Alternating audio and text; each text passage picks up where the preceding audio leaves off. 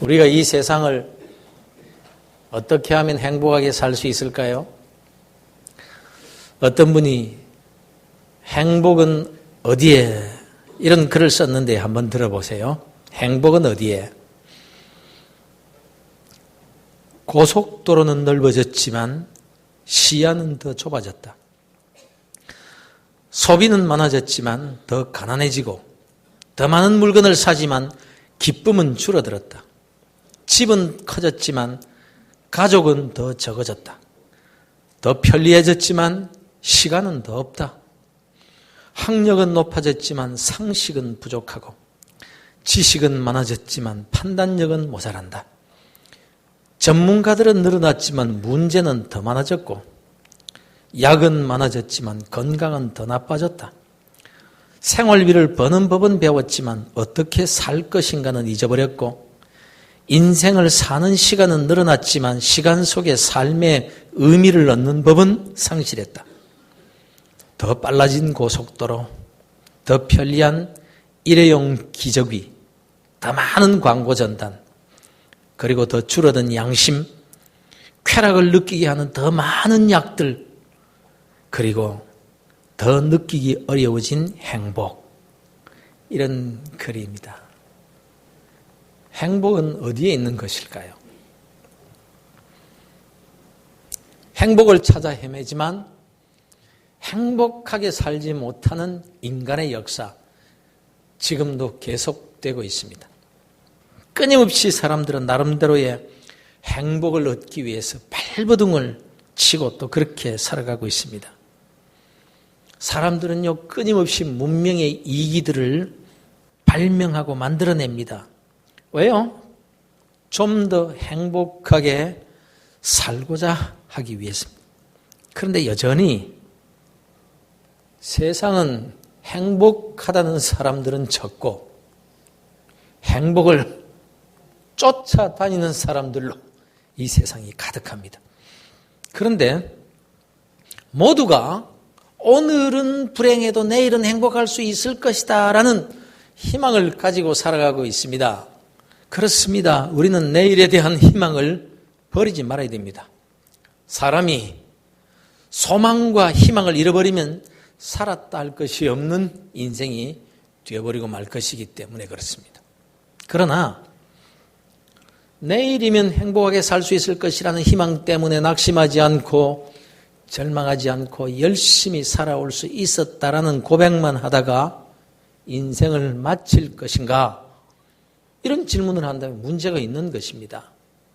내일의 희망을 바라보고 열심히 살아왔는데 이제 나이가 들고 보니까 내일이 별로 없어요. 내일만 바라보고 살아왔는데 인생을 마쳐야 되는데요. 그러면 도대체 그 행복은 도대체 언제 누리는 행복이겠느냐 하는 말씀입니다. 그런데 오늘 성경에서는 이렇게 말씀하고 있습니다. 이스라엘이여 너는 행복한 사람이로다.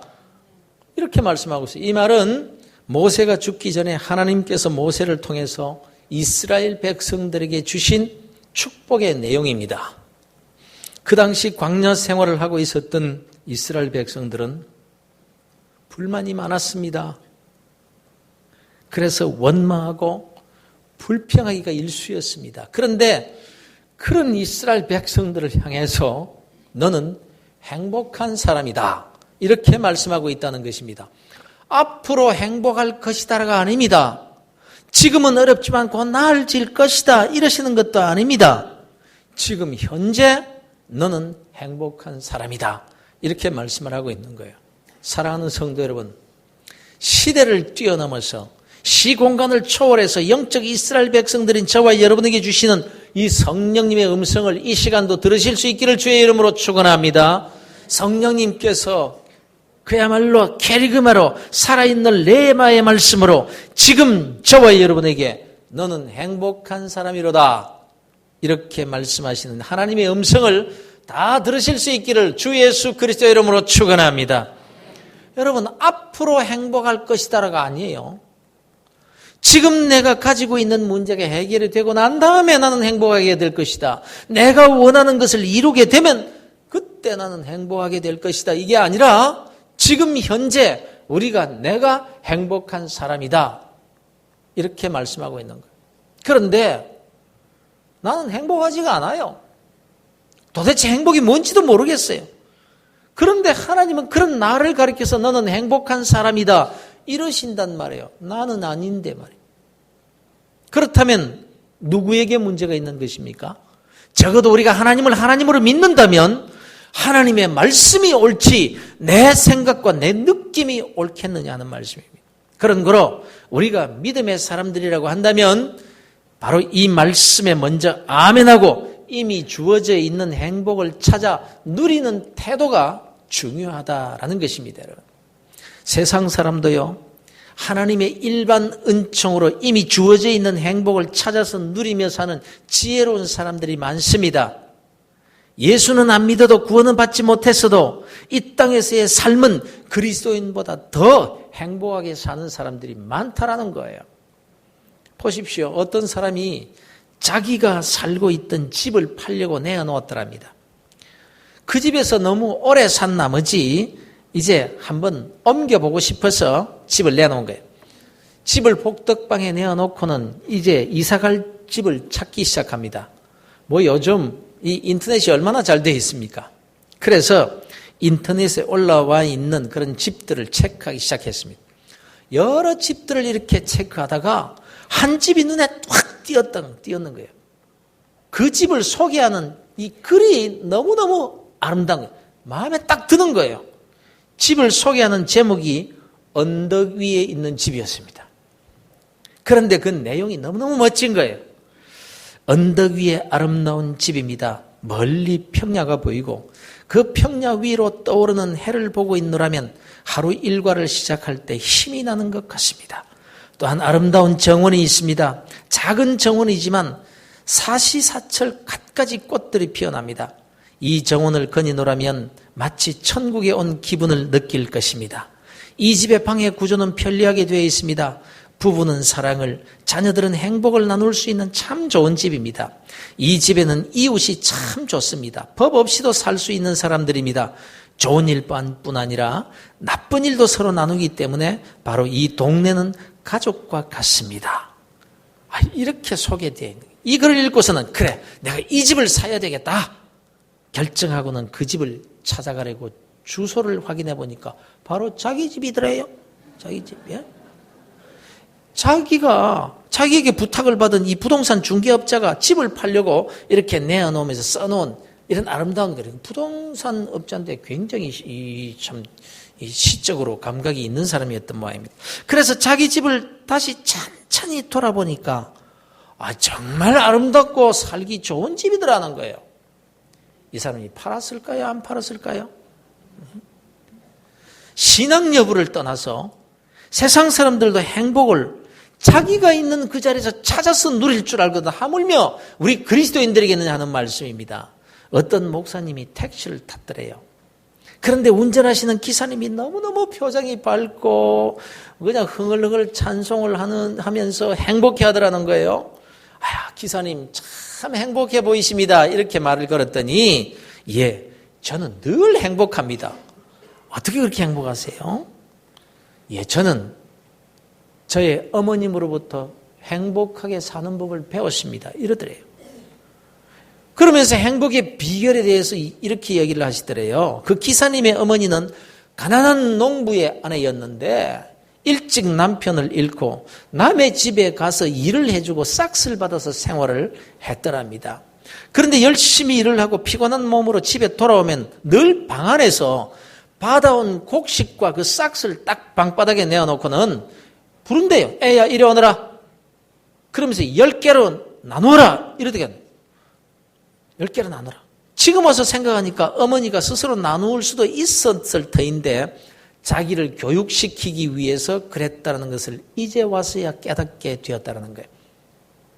그래서 열로 딱 나누어 놓으면 그중 맨 먼저 하나는 11조의 물로 딱 떼어놓고 또 그 중에 하나는 어려운 이웃집의 몫으로 떼어놓은 것을 보면서 자랐다는 거예요. 왜 그렇게 하느냐고 물었더니 하나님이 이렇게 은혜를 주시니까 너무너무 감사하고 또 다른 사람을 도울 수 있다는 것이 얼마나 행복하냐. 바로 그런 행복하게 사는 어머님의 모습을 보면서 자라왔다라는 게, 그러면서 그 기사님이 하시는 말씀이 나는 아직도 돌아가신 제 어머님과 함께 살고 있습니다. 내가 하나님께 감사할 수 있다는 것이 너무너무 즐겁고요. 내가 이렇게 살면서도 다른 사람을 도울 수 있다는 것이 너무너무 행복합니다. 이렇게 말씀을 하시더라는 거예요. 그렇습니다, 여러분. 행복은 어디에서 하늘에서 떨어지는 것도 아니고 무엇을 굉장한 것을 얻어야 되는 것이 아니라 어릴 때부터 행복을 훈련받아야 되는 거예요. 연습해야 되는 거예요. 여러분이 자녀들이 행복하게 살 수 있도록 여러분이 행복한 모습을 보여줘야 되는 거예요. 어머니, 아버지가 행복하게 사는 모습을 자식이 보고 자랄 수 있도록 해주는 것이 중요하다는 말씀입니다. 그런데 오늘날 우리 자식들이 행복을 찾아서 어디로 헤매고 있는 것입니까? 감사도 행복한 삶도 훈련되어야 하고 습관되어야 하는 것입니다. 정말 우리 그리스도인들에게 하나님의 은혜에 대한 감사를 찾는 훈련이 너무너무 필요한 거예요. 아무쪼록 여러분은 하나님의 은혜에 감사할 줄 아는 행복한 그리스도인들이 되시기를 주의 이름으로 축원합니다. 그런데 하나님께서 모세를 통하여 이스라엘 백성들에게 너는 행복한 사람이로다 라고 하신 이유는요, 그 이상이에요. 세상 사람들도 하나님의 은혜인지 저절로 된 일인지 모르지만 하나님께서 주신 그 일반 은총 가운데 감사를 찾아서 행복하게 살 수 있습니다. 그러나 우리 그리스도인들은 그 이상이라는 거예요. 이스라엘이 행복한 이유가 무엇이라고 하는 거 아니? 이스라엘이여 너는 행복한 사람이로다. 여호와의 구원을 너같이 얻은 백성이 누구냐? 이렇게 말씀합니다. 이스라엘 백성들이 행복한 사람인 이유는 하나님의 구원을 받았기 때문이다. 그런데 여호와의 구원을 너같이 얻은 백성이 누구냐 이거예요. 대부분의 그리스도인들이 이 구원의 은혜가 얼마나 굉장한 것인지를 잊고 삽니다. 내가 예수를 믿게 된 것이 얼마나 큰 기적이며 얼마나 엄청난 일이며 얼마나 큰 은혜고 축복인지를 모르고서 내가 어떻게 예수를 믿게 되었느냐? 이 질문에 하나님이 이렇게 대답하시는 거예요. 너같이 하나님의 구원을 받은 사람이 세상에 없다라는 거예요. 내가 예수를 믿게 된 것이 내가 내 발로 교회를 찾아 나왔고 내가 내 의지로 예수를 믿은 것이다. 이렇게 생각하는 거예요. 많은 종교가 있는데 그 가운데서 내가 기독교를 선택해서 교회를 다니게 된 것이라고 생각하는 겁니다. 그래서 예수 믿게 되었다는 자체에 대해서 감격이 적어요. 내가 믿었다는 거예요. 내가 선택했다는 거예요. 그런데 하나님은 내가 구원을 받은 것이 내가 예수를 믿게 된 것이 내가 믿어서 내가 선택해서 그렇게 믿게 된 것인 줄 아느냐? 아니야. 아니라는 것입니다. 로마서 5장에서 이렇게 말씀합니다. 우리가 아직 죄인 되었을 때에 그리스도께서 우리를 위하여 죽으심으로 하나님께서 우리에 대한 자기의 사랑을 확증하셨느니라. 내가 예수 믿기 전에 내가 기독교를 선택하기 전에 내가 예수도 모르고 죄에 빠져서 마귀의 종 되었을 그때에 아니 내가 태어나기도 전에 하나님께서 날 위해 독생자를 십자가에 내어주셨고 그 예수님께서 날 위해서 십자가에 달려 죽으셨다는 것입니다. 이미 내가 예수를 믿기 전에 말이에요. 뿐만 아니라 내가 예수를 믿으려고 해서 믿게 된 것이 아니라 그 이전에 하나님께서 나를 택하셨다 이렇게 말씀하고 있는 거예요. 모래같이 많고 많은 사람들 가운데 나를 지명하여 불러주셨다고 하는 것입니다. 여러분 모래사장에 가서 모래를 한 줌 손에 쥐어 보십시오. 그 손에 쥐어진 모래 알 셀 수 있습니까? 아니 다 버려보세요. 그리고 손바닥에 묻어있는 그 모래알도 다 못 셉니다 여러분. 그런데 그 많고 많은 모래 가운데 그저 뒤져서 그냥 1m 밑에 있는 그 모래 중에서 하나를 딱 고르셔서 너 이렇게 지명하여 부르셨다. 우리가 예수를 믿게 된 것이 하나님께서 그렇게 나를 지명하여 택하여 주셔서 내가 이 자리에 나오게 되었다라고 말씀을 하고 있는 것입니다. 사랑하는 성도 여러분, 하나님께서 이렇게 택하여 지명하여 불러주셔서 지금 내가 이 자리에 나와 있다는 것을 기억하시기를 바랍니다. 성경에 이렇게 기록되어 있습니다. 야곱아, 너를 창조하신 여호와께서 지금 말씀하시느니라. 이스라엘아, 너를 지으신 이가 말씀하시느니라. 내가 너를 구속하였고 내가 너를 지명하여 불렀나니 너는 내 것이라. 뿐만이 아닙니다. 하나님이 나를 택하시고 지명하여 불러주셨지만요, 우리는 죄에 깊이 빠져서 하나님께로 나오지 않았어요. 이미 옛날에 내가 태어나기 전부터 나를 하나님께서 택하여 주셨지만 나는 예수 안 믿었어요. 하나님을 몰랐어요. 그리고 예수 이제 믿게 되고 교회에 출석하다가 나오다가도 늘 주님을 떠나 살아요. 말씀에 불순종하며 살아요. 그러나 하나님은 또 참고 또 참으시면서 성령님을 보내셔서 우리의 마음을 감동시켜 주시면서 부르시고 또 부르셔서 오늘 이 자리에 나와 앉아있게 하셨다는 것입니다. 할렐루야. 이것을 성경에 이렇게 예를 들어 설명해 주고 있습니다. 고멜이라는 여자가 있었습니다.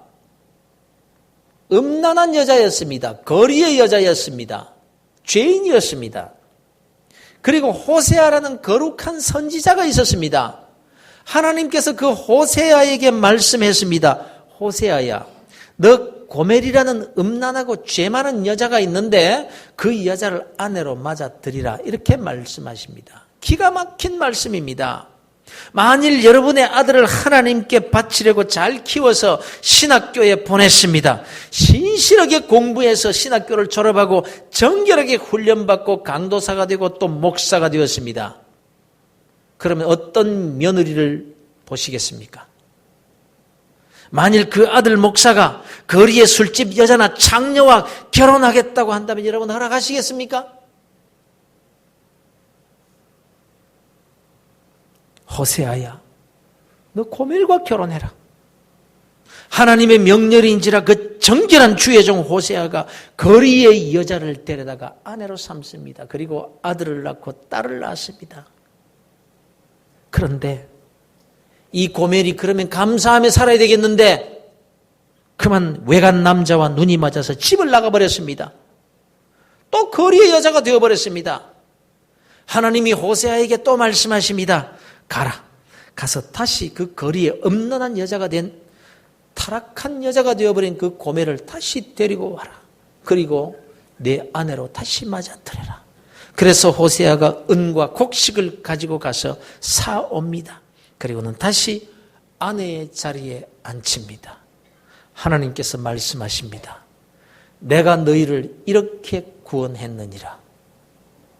내가 이렇게 너를 다시 불러서 지금 이 자리에 앉혔느니라. 그래서 너는 행복한 사람이다. 너와 같이 구원을 받은 자가 누가 있느냐?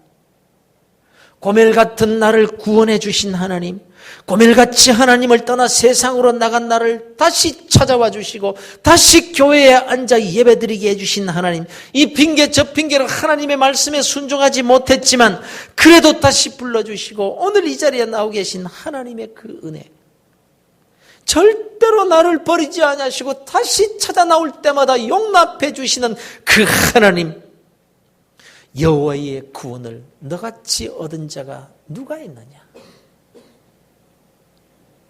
여러분, 내가 고멜과 같은 인생 아닙니까? 기회만 있으면 하나님을 떠나서 세상과 짝하여 살려고 합니다. 툭 하면 악한 생각하고 주의 말씀을 떠나서 내 욕심대로 삽니다. 돈을 하나님보다 더 사랑하고 내 명예 때문에, 내 알량한 자존심 때문에 주님을 버리는 일도 서슴지 않습니다. 우리가 예사롭게 말하고 행동하지만 하나님의 마음을 찢어지게 만드는 일이 내 삶 속에 얼마나 많은지. 그럼에도 불구하고 또 찾아오시고 또 찾아와셔서 데려와서 또 앉혀주시고 또 찾아오셔서 데려와 앉혀주시고, 그렇게 해서 지금도 저와 여러분이 이 자리에 나와 앉아있게 된 것입니다. 시험에 들어서 교회도 나오지 않고 하나님을 멀리하며 말씀을 떠나 살 때에도 누군가가 찾아와서 다시 나오라고 권면하고 신방 와서 찾아와서 기도해주고, 그런 것이 그 사람이 그런 줄 알았는데 이제 와서 보니까 성령님께서 그렇게 나를 찾아오셨던 거라는 말씀입니다. 하나님께서 나를 부르시고 또 부르시고 또 부르시고, 그럼에도 불구하고 우리는 그 하나님의 지극하신 사랑을 모릅니다. 입으로야 감사합니다라고 하지만 실상은 하나님의 사랑이 얼마나 크고 얼마나 지극한 사랑인지 모르고서 감격이 없어요. 하나님께서 저와 여러분을 보시고 왜 너는 행복한 사람이다 이렇게 말씀하십니까? 다시 한번 본문을 읽어보시겠습니다. 이스라엘이여, 너는 행복한 사람이라. 여호와의 구원을 너같이 얻은 백성이 누구냐? 그는 너를 돕는 방패시오 내 영광의 칼이시로다. 내 대적이 내게 복종하리니 내가 그들의 높은 곳을 밟으리로다. 이렇게 말씀하십니다. 영적 이스라엘의 백성들인 저와 여러분 그리스도인들이 행복한 이유는 하나님의 특별한 사랑을 날마다 받고 있기 때문이라는 것입니다. 우리는 돈이 많아야 행복하리라고 생각합니다. 세상에서 출세해야 행복하리라고 생각합니다. 명예를 얻으면 거기에 행복이 있는 줄 압니다. 그러나 세상 사람들을 보십시오. 돈 있다고 행복합니까? 명예, 인기, 출세? 거기에 행복이 있는 것이 아니라는 것을 그들도 세상 사람들도 다 압니다. 그러나 그들은 다른 어떤 행복의 길을 모르니까 계속해서 거기에 행복이 있는 것이 아니라는 것을 알면서도 다른 길이 없으니까, 다른 길을 모르니까 계속해서 그런 것을 추구하며 사는 거예요. 그것밖에 모르는 거예요. 그래서 그것을 얻기 위해서 사람들을 속여가면서, 아니 사람을 죽여가면서까지 그것을 얻으러 갑니다. 그것밖에 모르니까. 그러면 그렇게 해서 그걸 얻었다나 하는 사람들이 행복하게 삽니까? 오히려 그런 사람들이 견딜 수 없는 갈등과 괴로움 속에서 술과 마약에 중독이 되고 견딜 수가 없어서 스스로 목숨을 끊고 있는 것을 우리가 보고 있지 않습니까, 여러분?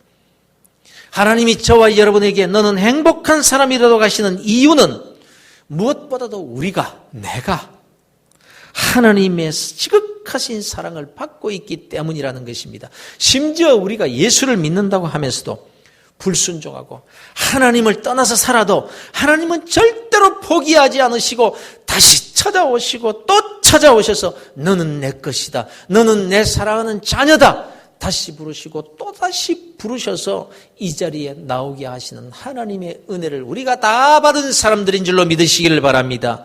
하나님은 그 어떤 대가를 치르고서라도 우리를 다시 부르십니다. 날 구원하시기 위해서 독생자 예수 그리스도를 십자가에 희생시킨 마당에 세상에 그 무엇을 아끼시겠느냐라고 말씀하고 계십니다. 하나님이 나를 이렇게 지극히 사랑하신다는 것 하나만으로도 우리는 행복한 사람들인 거예요. 왜요? 문제가 많은 세상을 살아가기가 힘이 들어서 행복하지가 않다고요? 지금 가진 것이 없다고요? 내가 원하는 것을 아직도 이루지 못했다고요? 그래서 나는 행복하지 않다고요? 그러나 여러분, 어린아이를 한번 생각해 보십시오. 어린아이가 혼자 있다면요, 문제가 많습니다. 혼자서 할 수 있는 일이 거의 없기 때문입니다. 그러나 엄마, 아빠와 함께 있는 한 어린아이는 다른 없다는, 약하다는 그런 것 때문에 고민하지 않습니다. 먹을 것, 입을 것, 돈이 없다는 것, 힘이 없다는 것, 그런 것 때문에 나는 불행하다고 생각하지 않습니다. 손에 가진 것 하나도 없지만 엄마, 아빠와 함께 있으면 그냥 그 어린 시절을 즐기려고 합니다. 어떻게 신나게 놀까? 이것만 아이들은 생각합니다. 저희 집 아이가 어릴 때의 일이 기억이 납니다. 저희 집 아이가 좀 순하게 컸습니다. 교역자 자녀라고 늘 윽박지르면서 조용히 해, 가만히 있어, 이런 분위기 속에서 자라서 그랬던 것 같기도 합니다. 나가서 맞았으면 맞았지 때리고 돌아오는 법이 없었습니다. 그런데 어느 날 이 아이가 제 손을 잡고 밖에 나갔습니다. 그런데 늘 그 동네에서 대장 노릇하는 애를 딱 만난 거예요. 우리 애가 그 대장 아이 앞에 딱 서더니 허리에 손을 딱 얹거나 하는 말이 저를 보고 이게 우리 아빠다. 이게 우리 아빠다. 딱 이러더라고요. 그러더니 그 애를 가서 발로 툭 차는 거예요. 그랬더니 이 아이가 저를 힐끔 보더니 그냥 도망을 가더라고. 너희가 어린 나이와 같아야 천국에 들어갈 것이니라. 이 말씀을 이해하실 수 있겠습니까? 누가복음 17장에 보면요, 바리새인들이 예수님께 하나님의 나라가 언제 이루어집니까? 이렇게 묻습니다. 그때 주님께서 대답하시기를 여기 있다 저기 있다고도 못하리니 하나님의 나라는 너희 안에 있느니라. 이렇게 말씀합니다. 하나님의 나라는 너희 안에 있느니라. 여기서 너희 안에 있다는 것은 우리 마음속에 있다는 것이 아닙니다.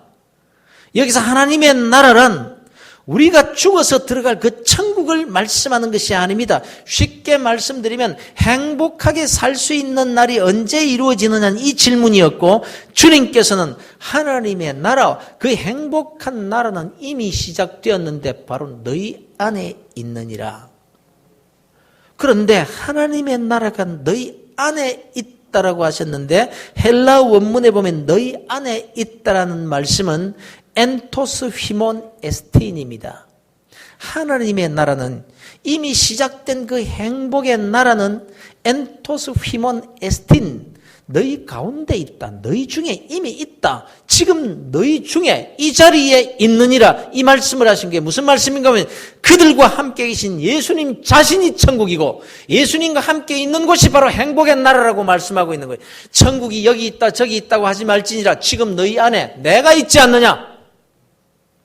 지금 그렇게 말씀하고 있는 거예요. 예수님이 함께 계신 곳, 하나님이 함께 계신 그곳이 천국이요. 그곳에 인간의 행복이 있다는 말씀입니다. 사철의 봄바람 불어있고 하나님 아버지와 함께 있으니, 하나님 아버지를 모셨으니 여기가 우리의 낙원이고 한간의 초가도 천국이니라. 보십시오. 하나님은 너를 돕는 방패시오 내 영광의 칼이시로다. 하나님이 나와 함께 계신다는 임마누엘이 어떤 의미를 가지고 있습니까? 그분이 전능하신 하나님이 나의 방패가 되어주신다는 것이 어떤 의미입니까? 세상에 아무리 강한 무기라고 할지라도 하나님을 뚫을 무기는 없는 것입니다. 하나님이 나의 방패가 되시는데 감히 아무도 그 무엇도 나를 뚫을 수가 없다는 거예요. 그리고 하나님이 우리의 영광의 칼이 되어주신답니다. 전능하신 하나님께서 칼이 되어서 나의 대적, 나의 문제를 치실 때에 그 칼을 피할 자가 있겠습니까? 그런데 우리는 내가 가진 것이 없다고, 내 힘이 약하다고, 지식도 없고 백도 없고 미천도 없다고 낙심합니다. 조그마한 시험이 와도 낙심하고 넘어져 버립니다. 그리고는 믿음에서 떠나버립니다. 말씀에 순종하기를 포기해버리고 영적으로 방황합니다. 그러나 기억하시기를 바랍니다. 어린 나이와 같은 믿음으로 다시 여러분의 신앙을 회복하시기를 바랍니다.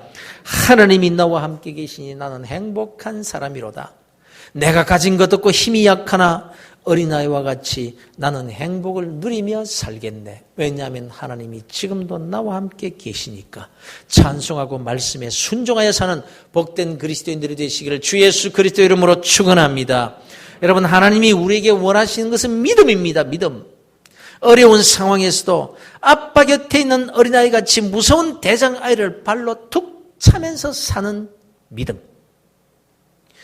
무화과나무에 열매가 없고 감람나무에 소출이 없고 우리의 양이 없고 외양간에 소가 없을지라도 나는 하나님과 함께 있으니 즐겁습니다. 나는 행복합니다. 이 믿음, 이 태도, 이런 자신감을 우리가 가져야 한다는 것입니다. 사랑하는 성도 여러분, 이스라엘아, 너는 행복한 사람이로다. 여호와의 구원을 너같이 얻은 백성이 누구냐라고 하시는 이 말씀을 오늘을 살아가는 고멜과 같은 저와 여러분에게 주시는 은혜의 메시지로 받으시기를 주의 이름으로 축원합니다. 지금 여러분 곁에는 하나님이 계십니다. 우리가 기도하지 못하고 하나님 하고 울면서 이 자리에 앉아 있을지라도 성령 하나님께서 바로 내 곁에서 말할 수 없는 탄식으로 도구해 주신다고 하셨습니다. 하나님은 언제나 한 번도 우리를 떠나신 적이 없고 우리와 함께 계신 임마누엘 하나님이심을 믿으시기 바랍니다. 그래서 내일이 아닌 오늘을 행복하게 살아. 있는 그 자리에서 행복하게 살아. 주님을 기쁘시게 해드리고 전능하신 하나님의 도우심이 여러분의 가정에서, 직장에서, 사업터에서 기적과 함께 나타나 하나님을 더 크게 찬송하며 영원롭게 해드리는 그런 간증들이 날마다의 삶에서 풍성하게 되시기를 우리 주 예수 그리스도 이름으로